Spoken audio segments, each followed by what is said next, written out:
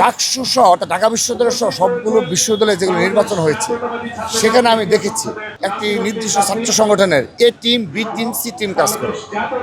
এ টিমের এক ধরনের কাজ তারা নির্ধারণ করে দেয়, বি টিমের এক ধরনের নেগেটিভ তৈরির কাজ নির্ধারণ করে দেয়, আর সি টিমের কাজ আরেক ধরনের, যে গালিগালাজ অনলাইনে প্রচণ্ডভাবে তারা নিরপেক্ষ সেজে, সাধু সেজে, ফলে যাতে বাধা দেওয়া, ছাত্রদলকে প্রতিদিন ঘায়েল করা নামে বেনামে। তো এইভাবে তারা A team, B team, C team করে তারা রাজনীতি করে। আমরা দেখেছি ঢাকা বিশ্ববিদ্যালয় এবং ডাকসুতে এই এ টিম, বি টিম এবং সি টিমের প্রকাশ্য সংখ্যা এই 30-40-50 জন।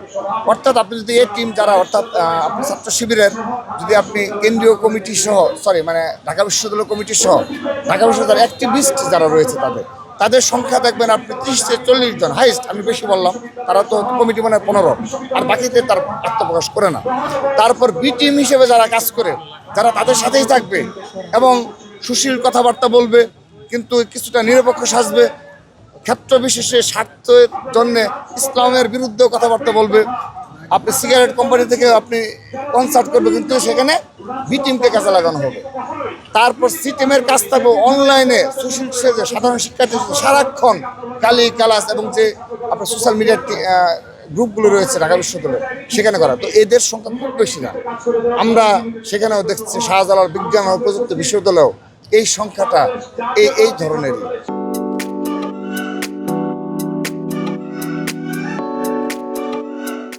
যারা A team, B team, C team এক হয়েছে, আবার যখন কাজ শেষ হয়ে যাবে তখন এ টিম আলাদা হবে, বি টিম আলাদা হবে, সি টিম আলাদা হবে।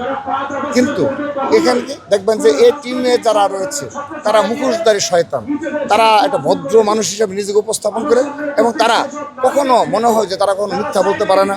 তারা কখনো সোশ্যাল মিডিয়ায় কোনো দিন ইহকালে কোনো বাজে কমেন্টস তারা করে নাই, এগুলো তারা মোটামুটি প্রতিষ্ঠিত করতে পেরেছে। কিন্তু তাদের যদি মোবাইল চেক করা হয় সেই সুশীলদের, দেখা যাবে তারা মিনিমাম 5 থেকে 7টা বট আইডির মালিক, এবং দেখা যাবে 5 থেকে 7টা পেজ আসছে তারা অ্যাডমিন। ওই 5-7টা প্রপাগান্ডাময় পেজের অ্যাডমিন হয়ে পরীক্ষা দিয়ে ওই একটা নির্দিষ্ট ছাত্র সংগঠনের শীর্ষ পর্যায়ে যেতে হয়, এটা আমরা জানি। এটুকু আমাদের অভিজ্ঞতা থেকে বলে গেলাম যে প্রপাগান্ডাময় রাজনীতিতে পরীক্ষা দিয়ে তাদের সেখানে যেতে হয়, যেখানে গালিগালাজ কীভাবে করতে হয়, কিভাবে চরিত্র হরণ করতে হয়, এই ট্রেনিংয়ে যারা ট্রেনার তারা যাবে হলো আপনার শীর্ষ নেতৃত্বে। তো আমি তো বললাম যে A team, B team, C team সর্বসাকুল্যে তাদের সংখ্যাটা আপনারা জেনে থাকবেন। সবচেয়ে মজার কথা, তারা যদি কোনো ইসলামিক অনুষ্ঠানে করে সেখানে যদি দেখা যায় যে 100 উপস্থিতি, তো আপনি যদি ওই সি টিমের কাউকে বলেন যে ভাই আপনি তো দেখলাম যে 3টা ছাত্র শিবিরের প্রোগ্রামে গিয়েছেন, আপনি ইসলাম ছাত্র শিবিরের রাজনীতির সাথে জড়িত, তখন আপনাকে বলবে যে ভাই আপনি আমাকে কেন ইসলাম ছাত্র শিবির ট্যাগ দিলেন।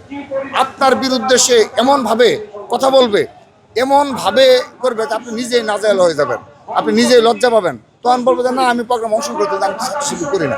কারণ তাকে ইসলামিক একটি ছাত্র সংগঠন পবিত্র দায়িত্ব দিয়েছে কি, গালিগালাজ করা, যে তুমি সুশীল থাকবে, সাধারণ শিক্ষার্থী সাজবে, তুমি সেজে ইচ্ছা মতো গালিগালাজ করবে। প্রতিদিন তোমার দায়িত্ব হলো সারা দেশে কি হয় না হয়, পারিবারিক সমস্যা, সামাজিক সমস্যা, ব্যক্তিগত সমস্যা, যত সমস্যা থাকুক সব সমস্যা একটি দলের উপর চাপাইয়ে তুমি সেগুলো কি করবা, এই সবগুলো বিশ্ববিদ্যালয় গ্রুপগুলোতে ছড়িয়ে দেবে।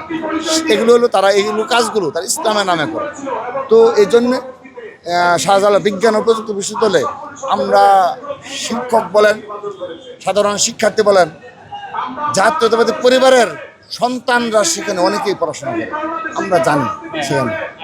সেখানের মূল ঘটনা আমরা অবগত রয়েছি। আপনাদের আজকের ঘটনার সাথে আমরা বারবার বলেছি, অপরাপর যে 5টি নির্বাচন মিল রয়েছে, সাদৃশ্য রয়েছে। যেমন আপনি লক্ষ্য করে দেখুন যে ডাকসুতে কি হলো, আমরা হল কমিটি দেওয়ার পরপর ডাকসুতে কি হলো, আমরা হল কমিটি দেওয়ার পরপর মব করা হয়েছে না, কারা করেছে।